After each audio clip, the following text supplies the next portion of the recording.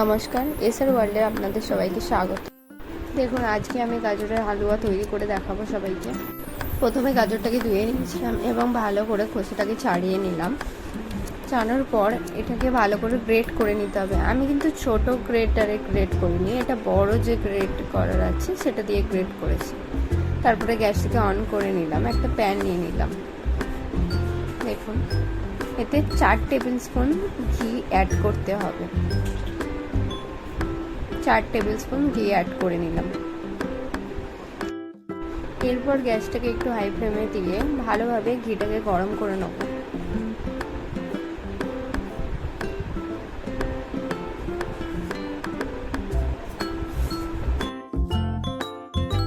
দেখুন, ঘিটা কিন্তু ভালো মতন গরম হয়ে গেছে।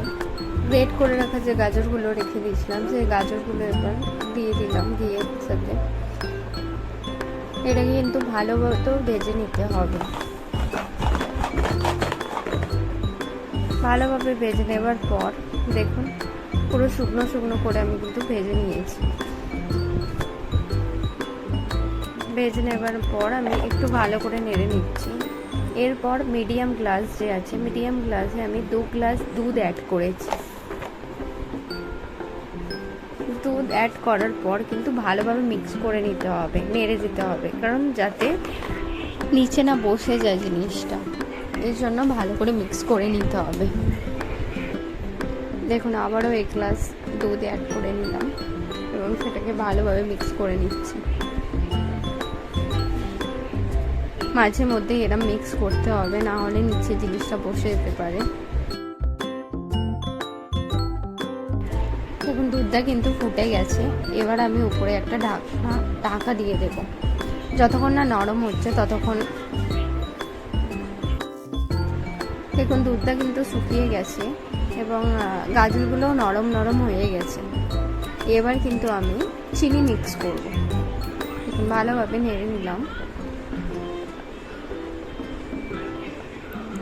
চিনি মিক্স করব 4 টেবিল স্পুন।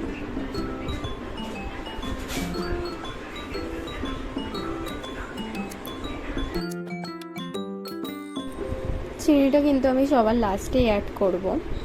দেখুন, চিনিটা অ্যাড করার পর আমি ভালোভাবে মিক্স করে নিচ্ছি এটাকে। আপনাদের কাছে খোয়া থাকলে খোয়াও অ্যাড করতে পারেন, যাতে জিনিসটা ভালোভাবে মোটা ভাবটা আসে। যাই হোক, আমার কাছে ছিল না, আমি এই জন্য বেশি পরিমাণ দুধ ইউজ করেছি। এলাচ লাগবে, তাই আমি 3টে আর 4টে পরিমাণ এলাচ নিয়ে নিয়েছিলাম। আমার কাছে এলাচ পাউডার ছিল না, সেই জন্য আমি এরমভাবে এলাচ পাউডার করে নিলাম। দেখুন, এবং এরপর এলাচ পাউডারটা মিক্স করে দেব। দেখুন, চিনিটা দেওয়ার পরেও হালকা পরিমাণ জল মতো থাকবে, সেটাকে আমি ভালোভাবে শুকিয়ে নেব। শুকিয়ে নেবার পর আমি এবার এলাচি পাউডারটা মিক্স করে দেব। ভালোভাবে নেড়ে ছেড়ে গ্যাসটা কিন্তু এবার মিডিয়াম ফ্লেমেই রাখতে হবে, না হলে জিনিসটা নিচে বসে যেতে পারে। আমি প্রথমে কাজু আর কিশমিশটা ভাজা হয়নি, তাই এখন কাজু আর কিশমিশটা ভেজে নিচ্ছি। একটা ছোট প্যানে 1 টেবিল স্পুন ঘি দিলাম। দেখুন, ভালোভাবে গরম হয়ে যাবার পর আমি কিছুটা পরিমাণ কাজু দিয়ে দিলাম। এটাকে হালকা লাল লাল ভাব ভেজে নিতে হবে। তারপরে কিশমিশ দিয়ে দেব।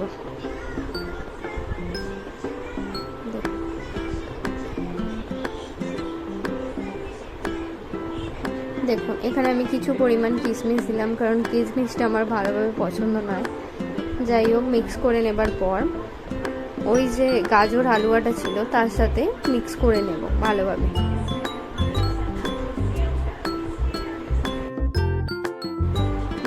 ভালোভাবে নেড়ে ছেড়ে মিক্স করে নিতে হবে।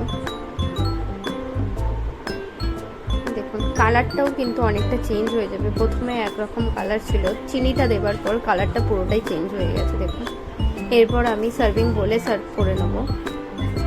দেখুন, কালারটা কতটা পরিমাণ চেঞ্জ হয়েছে আপনারা দেখলেই বুঝতে পারবেন।